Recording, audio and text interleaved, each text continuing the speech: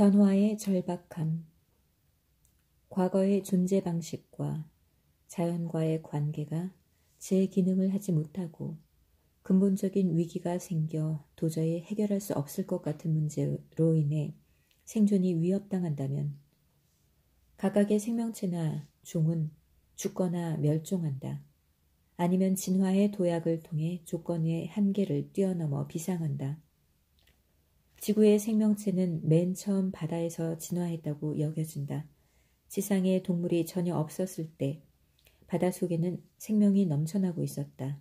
그러다가 어느 시절엔가 바다 생명체 하나가 메마른 무트로 진출하는 모험을 했음에 틀림없다.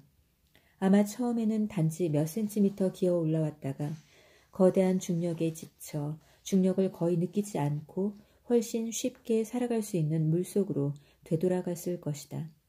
하지만 다시 지상으로 진출을 시도하고 또다시 시도하고 몇 번이나 계속 시도한 끝에 마침내 지상의 생활에 적응했을 것이다. 지느러미 대신 다리가 생기고 아가미 대신 폐가 발달했을 것이다. 어떤 위기 상황이 그렇게 하도록 강요하지 않고서는 하나의 종이 그토록 이질적인 환경에 도전해 진화의 대전환을 겪는 것은 생각할 수 없는 일이다. 바다의 일부가 대양으로부터 분리되었고 수천 년 전에 서서히 물이 빠져나가 그곳에 살던 어류는 자신들의 거주지를 떠나 진화할 수밖에 없었을 것이다. 생존을 위협하는 근본적인 위기에 대처하는 것, 이것이 현재 인류가 맞닥뜨린 과제이다. 이미 2500년 전 고대의 지혜로운 스승들이 깨달았고 이제는 과학기술의 발달로 점점 강화되고 있는 에고가 지배하는 인간 마음의 기능장애가 최초로 이 행성 자체의 존속을 위협하고 있다. 아주 최근까지도 고대의 스승들이 지적한 인간의식의 변화는 단지 가능성에 지나지 않았고 문화적 종교적 배경과 관계없이 여기저기서 소수의 개인이 실현할 뿐이었다. 인간의식의 꽃이 폭넓게 피어나지 않은 것은 아직 그 정도의 절박함이 없었기 때문이었다. 아직까지는 아닐지라도 지구상의 많은 이들이 머지않아 깨닫게 될 것이다. 인류는 지금 진화할 것인가 사멸할 것인가에 중대한 선택에 직면해 있다. 아직은 그 숫자가 적지만 이미 자기 자신 안에서 에고의 지배를 받는 오래된 마음의 방식이 붕괴되고 새로운 차원의 의식이 등장하는 것을 경험한 사람들이 급격히 늘어나고 있다. 지금 일어나고 있는 것은 새로운 믿음 체계도 새로운 종교도 영적 이데올로기도 신화도 아니다. 우리는 신화뿐 아니라 이념과 믿음 체계의 종말을 향해 다가가고 있다. 변화는 마음의 내용물보다도 더 깊은 곳, 생각보다도 더 깊은 곳에서 진행되고 있다. 사실 새로운 의식의 핵심은 생각의 초월에 있다.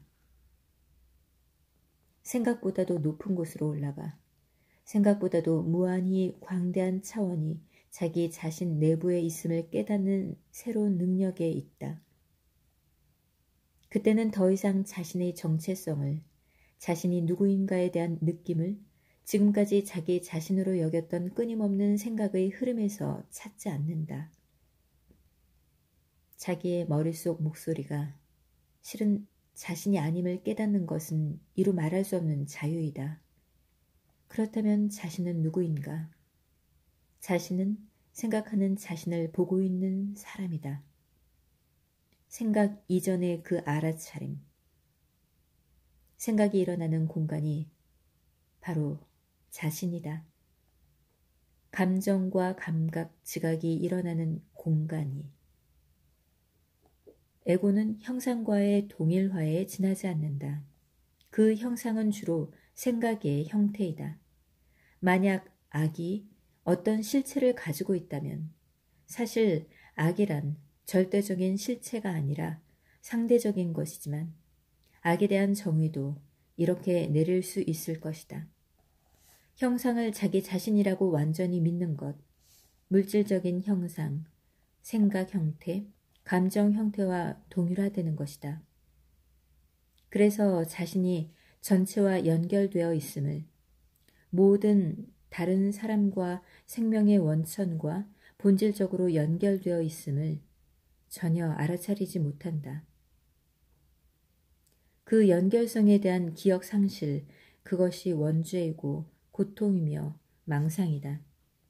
분리되어 있다는 망상이 내가 하는 모든 생각과 말과 행동을 밑바탕에서 지배할 때 나는 과연 어떤 종류의 세상을 창조하겠는가? 그 답을 알기 위해서는 사람들 사이의 관계를 보거나 역사책을 읽거나 혹은 오늘 밤 텔레비전 뉴스를 보면 된다. 인간의 마음 구조가 변화하지 않고 그대로 남아있다면 우리는 언제나 근본적으로 똑같은 세상, 똑같은 악, 똑같은 기능 장애를 계속 반복해 창조할 것이다.